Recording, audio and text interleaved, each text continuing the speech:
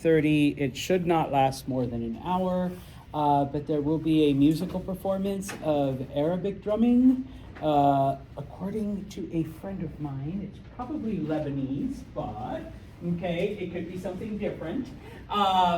Because I don't imagine most of you are out there listening to Arabic drums. Basically, for the bonus points, just, your thoughts, your impressions, what you liked, if it was something, you'd listen to again, I guess. I don't need, musical theory or an analysis of the beat or, weird shit like that. Just your thoughts, okay?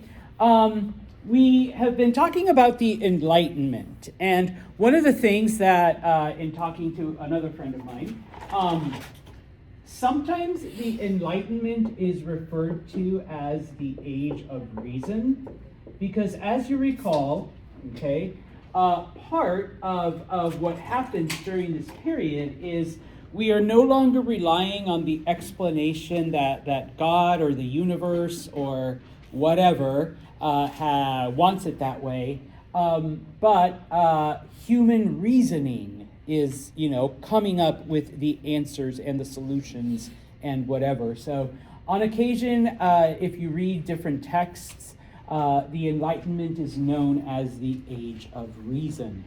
Okay? And so we have seen how, and I promise I'll come back to this, we have seen how, number one, people begin to challenge the status quo when it comes, number one, to science.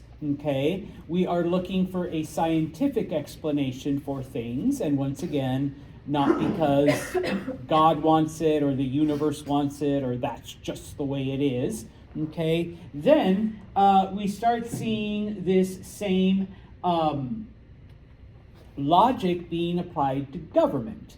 Okay, so no longer is it we're accepting Michaela as our king because that's what God wants, obviously. No, we start getting these theories about, what it is to be a government, what a government's duty is, what our duty is as citizens, etc., etc.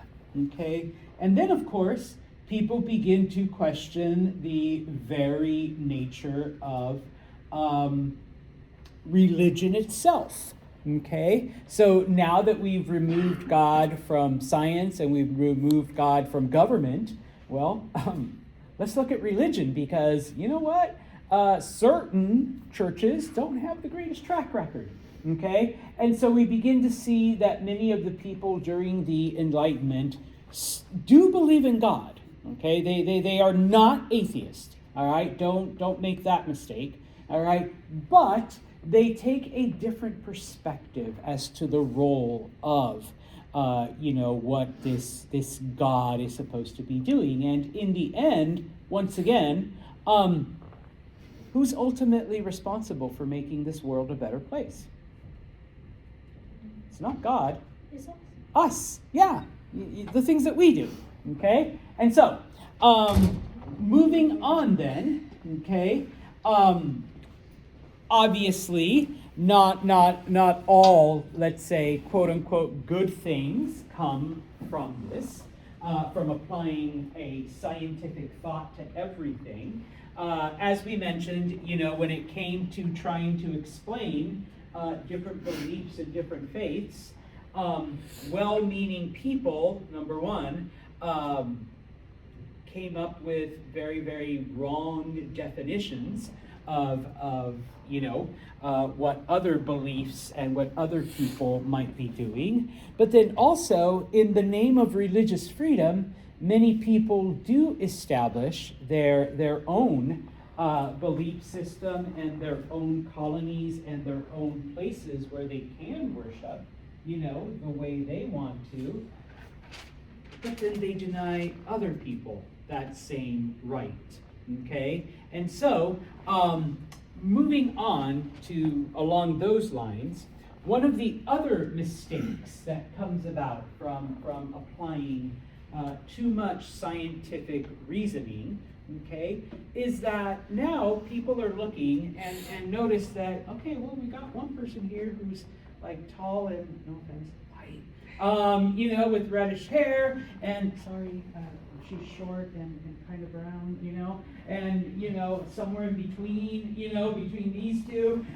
And so, we classify, animals. We have canids, and we have felines, and we have, I forget what the Latin word is for horse. But, we have all of these, and looking at our plants, we've got, conifers, and we have, this and that, and, we've classified everything scientifically. So, you know what? I bet we can do that with people too. All right? And so it is during the Enlightenment that we begin to see, this is where the concept of race, this is where the idea of racial differences comes about. Because before then, I can recognize that I'm male, female, and, long hair, I have I used to have black hair, now I know it's all gray. All right, but, I've got tan skin and lighter skin, and, I speak one language, and Schmitty speaks another language, and so, but during this time, for the most part, the only people that were kept, quote unquote, classified or kept track of were the royals, okay? Because you got to be able to prove that, the king, and then their dad was the king, and then their dad was the king, you got to be able to prove that, all right? But everyone else, who cares? You guys are all, peasants, all right? So nobody really is interested, all right? But now, okay, you know what? Yeah, because, we got certain colored eyes over here and over here, and then different hair, but then we've got, certain skin.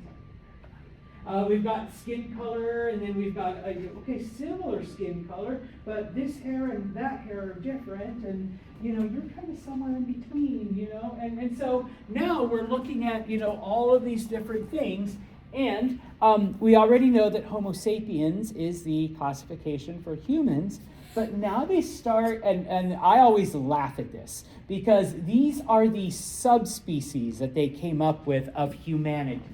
Okay? And I bet you can't guess how they just came up with these names. We have Homo europaeus, okay, so all of you Euro-descended people, okay, lighter skin, lighter hair, certain nose, face structure, okay. Homo americanus, now don't think, America. No, we're talking about Native Americans, okay? So, darker skin, bigger nose, higher cheekbones, type of thing. They didn't go with Africanus, they went with Homo afar. So, African Americans, the black skin, hair, all of that. Homo asiaticus, okay, people from Asia, all right, certain facial features, eyes, nose, height, okay, whatever. And then they went with Homo monstrosus, okay. We really can't tell what you are, all right? You don't fit into these other categories, you got maybe one or two European features, but then you got the funny hair, you're African, but then maybe, you kind of have a Native American feature. We really can't tell, all right? So you're the other, all right? It's like when, you have to put your race down at the bottom, there's other, all right? That was the other, all right? You're Homo monstrosus, okay? We can't identify you. All right, and so it seems ridiculous to us, or at least to me. Maybe some of you guys are like, keep talking, Homo Americanus. But it was okay, it seemed kind of logical that, if we do this to plants and we do this to animals, why not do it to people as well? Okay, and of course, who is at the very top, or at least I wrote that list on purpose? Well, Homo europaeus, okay? Because we're the ones that are coming up with this stuff, okay? Now, it is during the Age of Enlightenment, okay, that Europe does in fact jump ahead, okay, of the rest of the world. for over 1,000 years, okay, and once again, no offense, Euro-Americans, all right, Europeans had been pretty much backwards as far as science and medicine and all of this other stuff goes. But during the Age of Enlightenment, during the Age of Reason, European countries like leaps and bounds over other groups, okay? Even though, Muslim nations and Asian nations and other cultures had in fact, made all of these discoveries thousands of years before Europeans did. All right. So how do Europeans not only catch up, but then move ahead? Okay. Well, number one, it is during this time that many Muslim countries, many of the Muslim kingdoms, came under a more traditional, a more traditional and conservative leadership, so that any kind of outside influence was basically blocked out. Okay, it's like, no, we don't want, what you've got.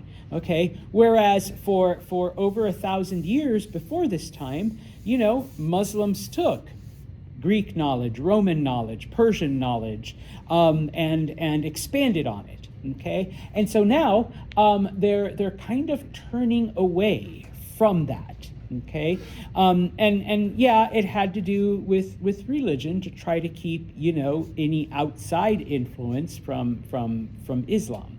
Okay, in Asia, specifically in China. Okay, yes, the Chinese invented the compass. They invented the crossbow. They invented gunpowder. They invented the idea of paper money. They came up with all kinds of innovations. During this time, though, the Chinese were way more focused on practical knowledge as opposed to theoretical knowledge. Okay? Yeah. Gunpowder, you can do shit with it. All right? You can make explosions.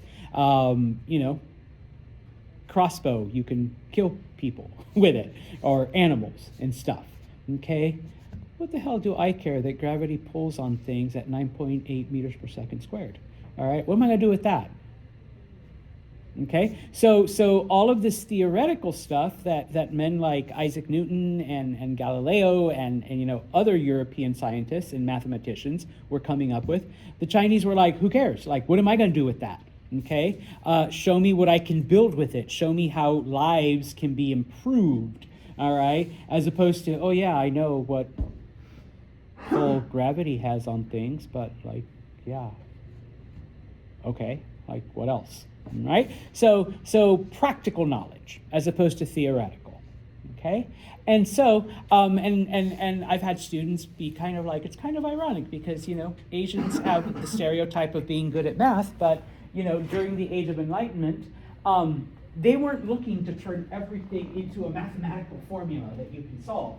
Whereas European scientists and mathematicians, it's like, oh yeah, no, everything could be made into a formula, and you can explain, what is true here is also true here because the formula is applicable to everything. Okay, and so the Chinese didn't do that. Okay, if it wasn't something that you could solve practically, then who cares? All right, it's not worth our time. Okay. Yeah, who cares? Okay. Now, that's not to say that the Chinese outright rejected European stuff. Okay. Because, once again, remember, we're okay with practical knowledge. It's the theoretical shit that we don't care about. Okay. And so,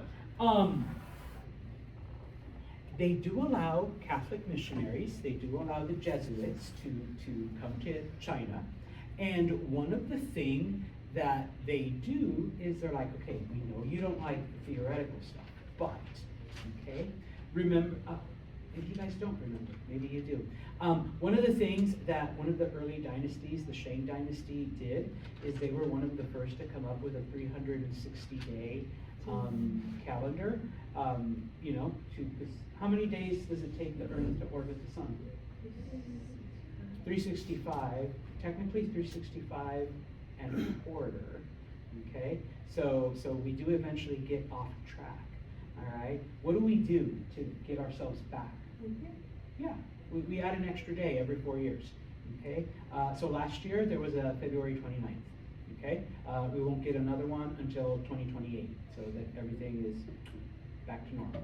Okay, under the Shang Dynasty, they came up with because they based their calendar on a 28-day month, and so they would add an extra month every couple of years. Oh, that's interesting. Yeah, okay, as opposed to an extra day.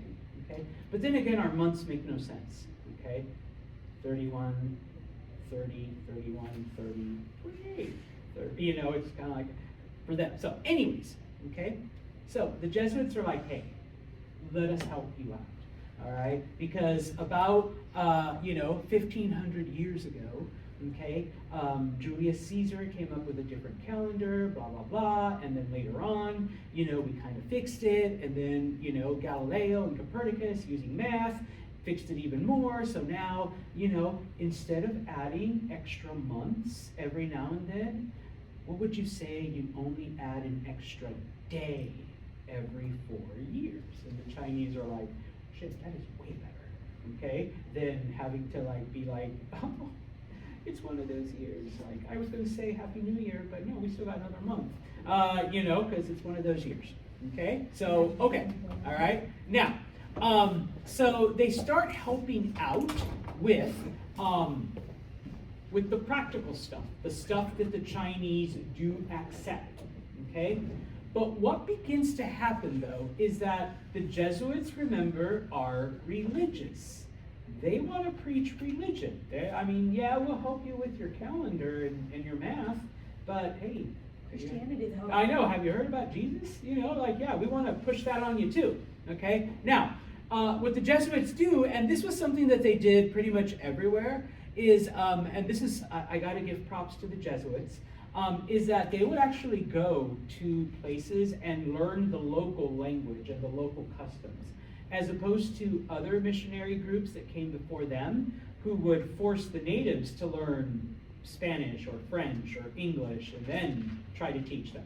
Okay? They took the time to learn the local language and the local customs and then taught them in, their own language. So, in order to do that, okay, they start participating in Chinese ceremonies and Chinese traditions. And in this case, one of the Confucian ceremonies that is very important to the Chinese. Pope finds out, what? You guys went to a Chinese religious service? What the hell? I sent you there to convert them to Catholicism, not for you to start, doing their thing. And so he basically the Pope is like, no, you guys got to come back. Next thing we know, you're going to start, doing other Chinese stuff and maybe converting to whatever religion they have. Okay. And so in this case, the emperor gets offended because he discovers the real reason why he closes off China and says, guess what? Nobody gets to come back. And so for about 200 years, China is closed off to Europeans other than for trade, okay? And the trade is limited to only a few cities, okay? So we don't get, Christian missionaries for a while, all right? Now, some other ways that Europeans get ahead when it comes to science and math and everything. Number one, because Europeans saw it as a competition, okay? They still had some of those mercantilist ideas, but they're being influenced by capitalism now. It doesn't matter who you are and where you're from, okay? If you got something we want, we're willing to pay you for it, okay? And in this case, we're willing to pay for your brain and for your knowledge, okay? Come work for us, okay? Number one. Number two, and it's kind of fortunate, I had someone once tell me that the invention, not the invention, but the Gutenberg press was basically the beginning of the age of reason. If we don't have the printing press, all right, all of this knowledge basically just stays where it is. but now we can print it out and spread it to everyone and everywhere. Okay, there really is no stopping it. And as we talked about in the previous class, even when authorities tried to censor it, there was just too much out there. You couldn't stop it all. Okay, and as I mentioned, European countries had no qualms about buying people. Okay, Michaela, you're the greatest mathematician in all of Italy, but if you move to England and do our stuff, we'll pay you, we'll give you all the money you want, we'll give you your own castle, we may even give you a title of nobility, you know, and so boom, okay? And then maybe 20 years later, the French go to Michaela and say, we'll give you twice as much money and an even bigger castle, you know? And so then she goes and works for the French, okay? Now, one of the things that Europeans do come up with, all right, that kind of pushes this thirst for knowledge is the fact that Isaac Newton was right in the sense that these laws of science are universal and they do in fact apply everywhere, okay? And so in a desire to prove that, okay, Europeans begin to fund expeditions, okay, into other places to try to, you know, prove, okay, many of these theories and many of these scientific formulas that they had come up with. And so, yeah, by the end of the Enlightenment, all right, European ethnocentricity was at its highest. Even though a lot of these things had been discovered earlier on, or many of their discoveries were based on ancient Greek, Roman, Persian, Turkish, Muslim knowledge, okay, Europeans felt that since they had brought it forward, that basically they were the ones that came up with all of this, okay? Now, it wasn't just science, okay? We begin to see, okay, then, when it came to scientific discovery, okay, the other thing that Europeans brought with them, all right, I briefly mentioned it, was religion, okay? Well, also guns, okay? But we'll leave guns aside for now, okay? They did bring guns into many of these cultures. In Africa, remember, Europeans traded guns for slaves, okay? Later on, as Europeans expanded to other areas, you know, guns for whatever your local stuff is, okay? Of course, in this case, they also bring religion. The Jesuits were the primary missionaries for the Catholic Church that spread Christianity / Catholicism into these various areas, okay? Now, number one, okay, please know, and this is kind of like a summary, is that in many cases, yes, Native Americans and Africans do accept Christianity, okay? But they do mix it with a lot of their own beliefs, okay? And many times, because part of my background is Catholic, and I have attended Catholic services here in the US and in Europe, believe it or not, in Vietnam, all right, and of course in Latin America.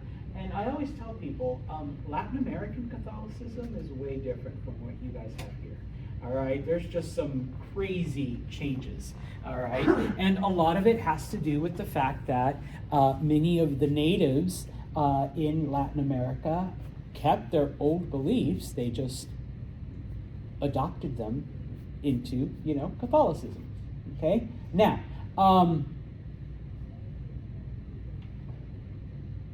one of the saddest aspects of history, of course, is the fact that when the Spanish do arrive, they feel that everything that the natives are doing is like satanic and evil and whatever.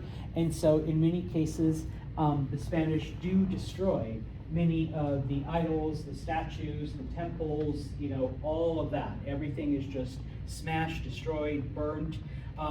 Amongst the Maya, which is one of the reasons why we literally only have one native sample of Mayan writing, because the Spanish destroyed everything else. Okay, fortunately, one survived, and we're able to rebuild the alphabet from that. I may have mentioned in this class before, the Spanish destroyed the Aztec temple, El Templo Mayor, which was in the center of Mexico City, and then they built Mexico City over it. And for the longest time, people thought, hey, it's all gone, it's destroyed. But then in the 1970s, in an attempt to expand one of the rail lines of the Mexico City subway, they actually encountered parts of this grand temple because the Spanish just destroyed the top and then they put dirt over it. But the sub-levels of the temple were still there. And so now it's like this giant museum. You know, obviously the subway didn't get built. But they excavated everything, and so, you know, you can find it, okay? And so, as I mentioned already, okay, the Jesuits especially, but other groups as well, they use the strategy of going in, learning the language, learning the culture, and then teaching people Christianity that way. Okay? Now, at first it was a struggle. And so what the Jesuits begin to do is, in the process of learning the local culture, they begin to learn all of the, for example, Aztec deities. And then they're like, okay, you know what, their water god, you know, Tlaloc, he shares a lot of the qualities with Saint Peter. So, Aztec woman, you can still worship and pray to Tlaloc, but you gotta say Peter instead of Tlaloc, okay? And it's like, all right, I guess I can do that. And so many of the old gods that the natives worshipped were slightly changed, okay? They were Christianized, okay? So that the people then could still worship and pray to them, but just use the Christian name now, okay? One of the best examples, okay, on the left is the Bolivian Mother Earth goddess named Pachamama. The Spanish said, okay, you know what? We have a Mother Earth goddess type of thing, okay? And she's on the right, okay? Who does that kind of look like? Christians, yeah, Mary, okay? So, we're gonna change her a little. We're gonna make her kind of white because Mary was white. Everybody knows that, right? Okay. And of course, we're gonna keep some of the same facial features, but we're gonna add these things. And you are still praying to Mother Earth. You're still praying to Pachamama, but if you call her Maria, which is Spanish for Mary, then we're good. Okay. And the natives are like, okay, I guess we can do that. All right, what's the name anyways? Like, if that's her preferred name, then we'll go with that, okay? Type of thing, okay? So they changed Pachamama into the Virgin Mary, okay? In the Philippines, okay, and that's this part right here. In the Philippines, there was a goddess named Anagole who literally, the ancient Filipinos prayed to Angole to help them find lost things. You Catholics may know where I'm going with this. Who is the patron saint of lost things? Saint Anthony. Okay? And so, okay, we're going to have to make a gender switch here. All right? But, Filipino woman, when you lose something, don't pray to Angole.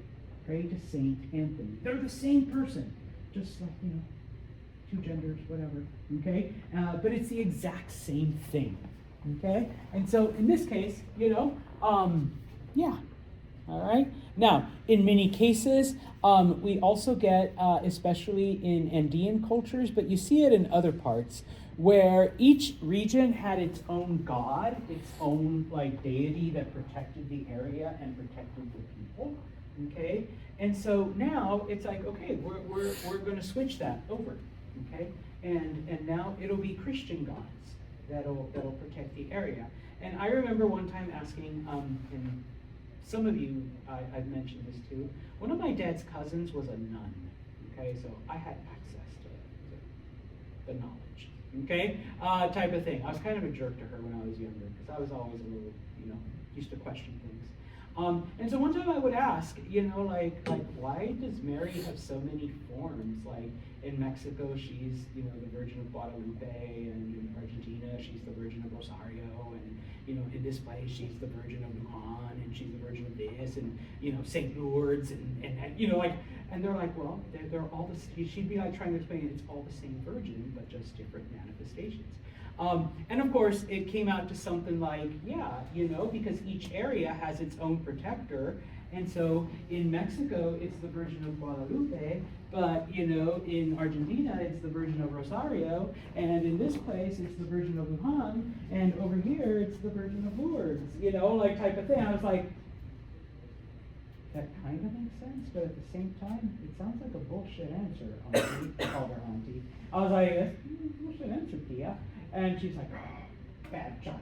All right, she was a nun, so she whipped out the ruler.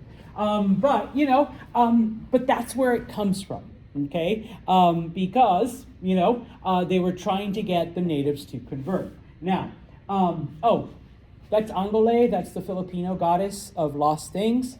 That's St. Anthony, okay? So if you're Catholic, you lose something, you pray to St. Anthony, and St. Anthony will find it for you.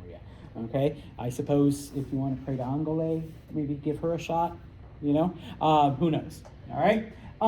Now, as I mentioned, many of these beliefs then were practiced along with Christianity, okay? And so, because many of the Native Americans saw Christianity as an addition, not a replacement, okay, which is different from what we see in other parts, like, in Europe and wherever. And so that's why I tell people, that's why, like, Catholicism in New York State is way different from Catholicism in Mexico, because, Mexicans saw it as an addition to the old Aztec beliefs, whereas, Americans don't, Italians or Polish or, whoever is Catholic, to them it's something else. Although, okay, just as an FYI, because I've had students be like, yeah, that sounds kind of blasphemous and sacrilegious. Well, not really, because in the early days of Christianity, when they were trying to convert the German people, okay, they allowed Germans to keep a lot of their old traditions, okay? For those of you who are not Christian, next week is Easter, okay? What do rabbits, eggs, and chocolates have to do with Jesus dying? Yeah, some of you are smiling and laughing. Yeah, absolutely nothing.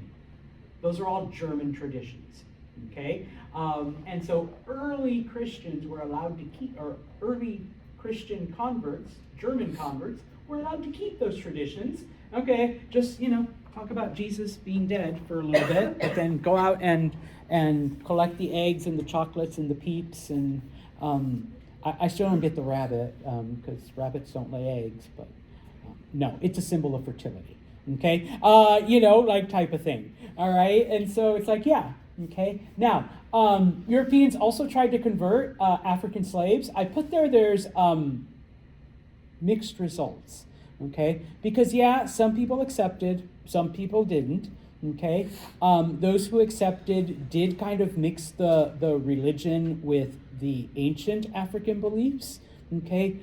But, okay, during this time, if a slave converted to Christianity, they were automatically freed, okay? Because, well, you can't enslave another Christian, that's kind of wrong, okay? But so many Africans were converting that many of the slave owners begin to think, wait a minute, I don't think they're actually converting because they believe in Jesus. I think they're converting because they just don't want to be slaves anymore.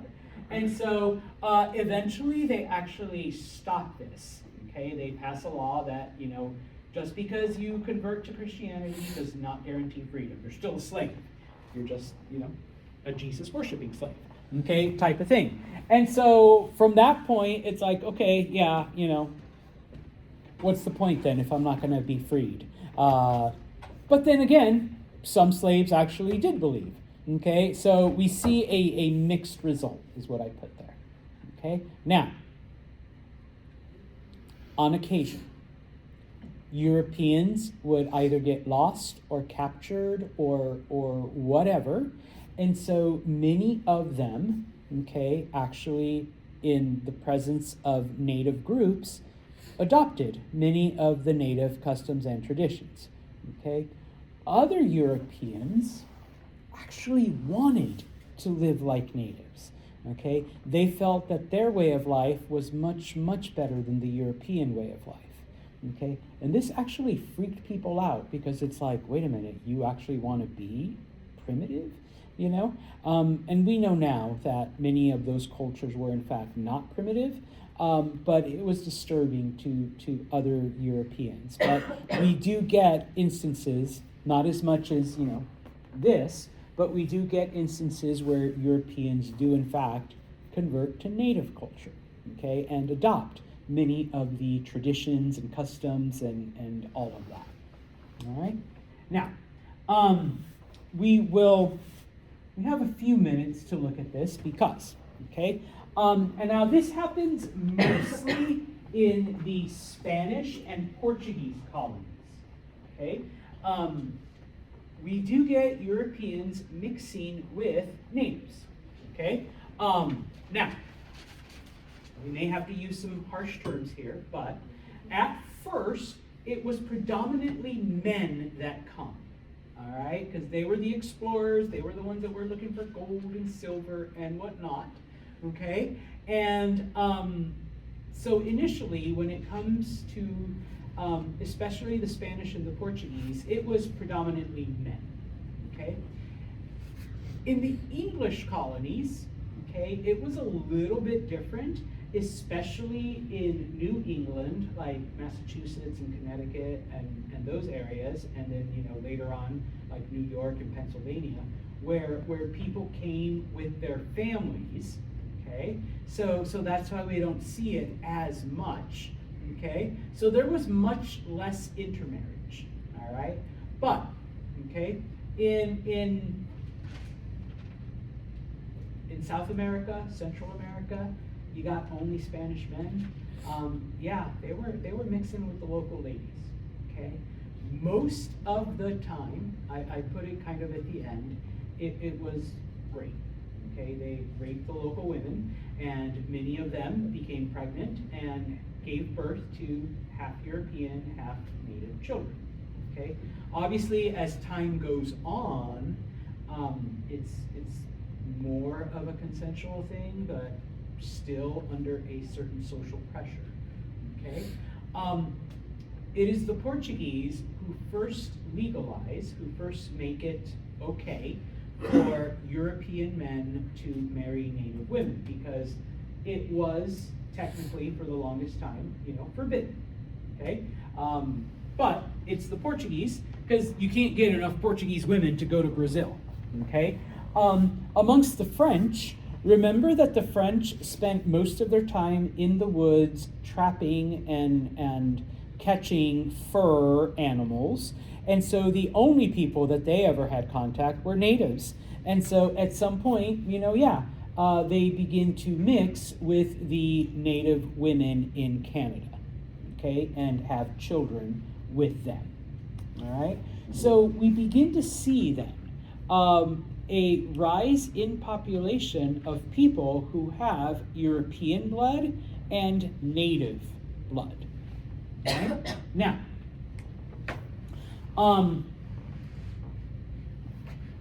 eventually, the Spanish, the French, and the Portuguese begin to class, because remember, we're classifying all the people, all right? How do you classify Homo europaeus with Homo americanus if you're mixing those two? Like, what are we? We need another subspecies, okay? A subsort. Yeah, sub. Okay? In Spanish, the term is mestizo, which literally just means mix. Okay? You know, you're not Europeus, you're not Americanus, you are mestizo, you are mixed. Okay? In French, the word is métis. Okay? Also meaning mixed. Okay? And pretty soon, you have more mixed people than you do like pure European, because you have all of these men, all right, that are impregnating all of these women, and they're having lots of children, okay? And not a whole lot of European women are coming, so, you know, most of the children that are born are in fact mixed, okay? Now, we also see instances where European men do have sexual relations with their slaves, okay? And so this also produces, you know, mixed children, but they were viewed as lower, okay, for several reasons. Number one, African slaves were viewed as property as opposed to, you know, native women who were, you know, part of the population, okay, type of thing. Also remember that the Catholic Church had determined that natives did have souls, but Africans didn't. Okay, so it's kind of like, all right, you're like a half soulless person, so, you know, whatever, okay? And so, over time, and I say European colonies, we also include the English, because even though they did not mix with many of the locals, they do adopt a new culture, okay? And so eventually, the people that live in these areas have a more quote-unquote American identity versus, you know, wherever their country of origin is. And so over the years, we do get this mix of European, Native, African, etc. Okay, and I will tell people, that's why Mr. Santos has a nice shade of, I don't know, latte, cappuccino here. Okay, I have done the Ancestry.com. You're like, I'm darker than you, Santos. No, mine's natural. No, not Zoom tan. Sorry, no, I apologize, all right? Maybe you do tan, maybe you don't. I'm not here to judge, okay? But, no, I have done the Ancestry.com thing. I'm 73% Native, and then like 26% European, and then the other 1% is like other little things that like are kind of insignificant, so. But then it does break it down. I'm only 16% Spanish, and the rest is French, which I was surprised. All right, but if you look at Mexican history, it actually kind of makes sense. But that's a story for another day. All right, but yeah, I'm only like, I know I make fun of the Euro-American, but I'm 26% European, so I can say white. All right, like, yeah, Schmitty, I don't need your permission. All right, so yeah, okay. Now, I'll finish off with this, okay, because I will throw my own people under the bus. Okay, the Spanish, okay, wanted a way not only to classify, but to classify, subclassify, other classify. They wanted to have a certain hierarchy, a certain order, so that everything had its place, okay? And because the mixing was constant, and once again, not until much later do you actually get more European women coming, okay? You do get a mix of a lot of things. Now, these are the basics. There's actually 17 different classifications that the Spanish came up with of who you are, depending on your mix, okay? I had to memorize all 17. I'm not gonna make you guys do that. I'm only gonna make you remember the basics ones. At the very top was a group known as the Peninsulares, or Peninsular. These are people who are 100% European, born in Europe, okay? They were at the top. They were the best. They had the most privilege, the most rights, okay? At number 2. In English, it's Creole. In Spanish, it's criollos. These are 100% European blood. But you had the misfortune of being born somewhere in the Americas. So like Mexico, Peru, Argentina, Bolivia, okay? And so somehow, because you were born in the Western Hemisphere, you were seen as less than someone who was born in Europe. Okay? Literally, that was it. That was the only difference. Okay? Now, remember, mestizo means mixed. Okay? This was someone who was mixed. Typically, it was European father, sorry, Schmitty, and native mother. Okay? Part of those 17 classifications, because they would break it down further, because someone with a European mother and a native mother was seen as better than someone with a native father and a European mother. Okay? And then, of course, well, what if you're half, but then you marry a full European woman, so your child is only 1/4 native, but 3/4 European, you know? So then you start getting these other sub-level of the mix, okay? Below that, and I know in English this is a bad word, I'm sorry, all right, in Spanish we still use it, mulatto, okay? Mulatto is, once again, European mixed with African, okay?